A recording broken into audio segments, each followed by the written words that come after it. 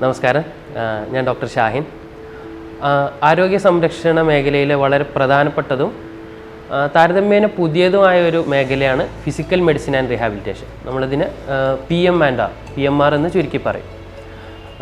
പക്ഷാഘാതം, അതായത് സ്ട്രോക്ക്, തലച്ചോറിൽ അതുമാതിരി സ്പൈനൽ കോഡിലൊക്കെ വരുന്ന നട്ടെല്ലൊക്കെ വരുന്ന മുറിവുകൾ, traumatic spinal cord injury, traumatic brain injury, അതുപോലെ തന്നെ കൈകാലുകൾ മുറിച്ചു മാറ്റപ്പെട്ട അവസ്ഥ, ആംപ്യൂട്ടേഷൻ, മൾട്ടിപ്പിൾ സ്ക്ലിറോസിസ്, അതുപോലെ പാർക്കിൻസോണിസം, കുട്ടികളിലൊക്കെ കാണുന്ന സെറിബ്രൽ പാൾസി, മസ്കുലാർ ഡിസ്ട്രോഫി, മയോപ്പതികൾ, ഇത്തരം വിട്ടുമാറാത്ത അവസ്ഥകൾ ഉള്ള രോഗികൾക്ക് അവരുടെ ജീവിത നിലവാരം മെച്ചപ്പെടുത്താൻ വേണ്ടിയിട്ട് അവരുടെ പ്രവർത്തനക്ഷമത വർദ്ധിപ്പിക്കുക, അവരുടെ ചലനാത്മകത വർദ്ധിപ്പിക്കുക, ഇതെല്ലാം ചെയ്യുന്ന ഒരു ഡിപ്പാർട്ട്മെൻറ്റാണ് ഫിസിക്കൽ മെഡിസിൻ ആൻഡ് റീഹാബിലിറ്റേഷൻ അഥവാ PMR.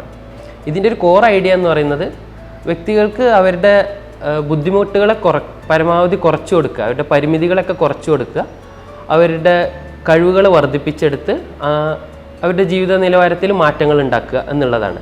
അതുകൊണ്ട് തന്നെ ഓരോ വ്യക്തിക്കും അവരുടെ ആവശ്യങ്ങൾക്കനുസരിച്ച് അവരുടെ രോഗകാരണത്തെ, അവരുടെ മൂലകാരണത്തെ പരമാവധി ഉൾക്കൊണ്ട് അവരുടെ ആവശ്യങ്ങൾ എന്താണോ അത് മനസ്സിലാക്കി അതിന് അനുയോജ്യമായ വ്യക്തിഗത ചികിത്സാ പദ്ധതികൾ തയ്യാറാക്കുക എന്നുള്ളതാണ്.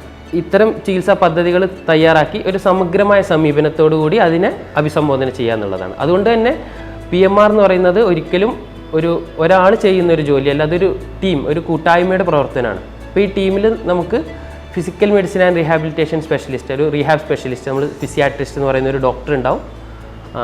അവരുടെ കൂടെ ഫിസിക്കൽ തെറാപ്പി, ഒക്കുപ്പേഷണൽ തെറാപ്പി, അതുപോലെ തന്നെ രോഗികളിൽ ഭക്ഷണം കഴിക്കാൻ, സംസാരിക്കാനൊക്കെ ബുദ്ധിമുട്ടുണ്ട്. അപ്പോൾ അവരുടെ ഇത്തരം കാര്യങ്ങൾ അഡ്രസ്സ് ചെയ്യാൻ വേണ്ടിയിട്ട് ഒരു സ്പീച്ച് ആൻഡ് സ്വാലോ തെറാപ്പിസ്റ്റ്, അതുപോലെ തന്നെ ക്ലിനിക്കൽ സൈക്കോളജിസ്റ്റ്, പിന്നെ നമുക്ക് കൈകാലുകളൊക്കെ മുറിച്ച് മാറ്റപ്പെട്ട അവസ്ഥ ഉണ്ടെങ്കിൽ അതെല്ലാം നിർമ്മിക്കാനുള്ള, അതുപോലെ തന്നെ അവർക്ക് നമുക്ക് തെറാപ്പിയിലൊക്കെ സപ്പോർട്ട്സ് കൊടുക്കാൻ വേണ്ടിയിട്ട് ഒരു ഓർത്തോട്ടിസ്റ്റ് അല്ലെങ്കിൽ പ്രോസ്തെറ്റിസ്റ്റ്, പിന്നെ ഇവരുടെ കൂടെ തന്നെ നമുക്കൊരു റീഹാബിലിറ്റേഷൻ നേഴ്സ്. അങ്ങനെ ഇത്തരം ഒരു 6 മുതൽ 7 സർവീസുകൾ അടങ്ങിയ ഒരു ടീമാണ് physical medicine and rehabilitation team എന്ന് പറയുന്നത്.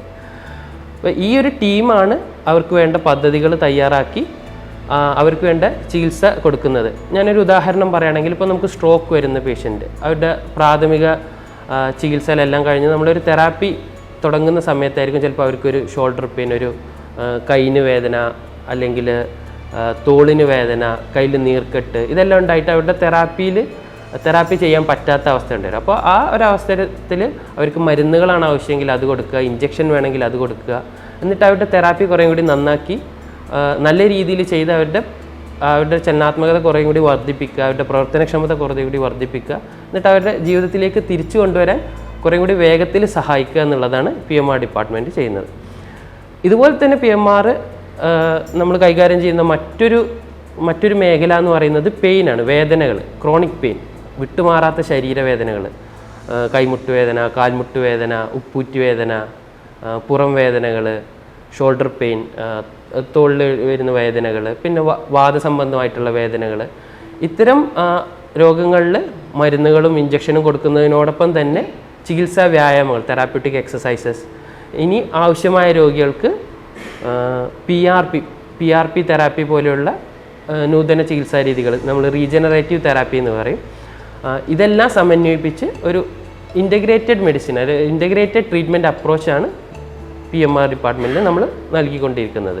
ചുരുക്കി പറഞ്ഞാൽ നമ്മൾ ഓരോ വ്യക്തികളെയും, ഇത്തരം വിട്ടുമാറാത്ത അവസ്ഥകളിലെ വ്യക്തികളുടെയും അവരുടെ പരിമിതികളെ പരമാവധി കുറച്ചു കൊണ്ടുവരാൻ ശ്രമിക്കുക, അവർക്കുള്ള കഴിവുകളെ കുറേയും കൂടി നന്നാക്കിയെടുത്ത് അവരുടെ ജീവിത നിലവാരം വർദ്ധിപ്പിക്കുക, എന്നിട്ട് എത്രയും വേഗത്തിൽ അവരുടെ ജീവിതത്തിലേക്ക് മടക്കി കൊണ്ടുവരിക എന്നുള്ളതാണ് ഈ ഡിപ്പാർട്ട്മെൻറ്റ് കൊണ്ട് ഉദ്ദേശിക്കുന്നത്.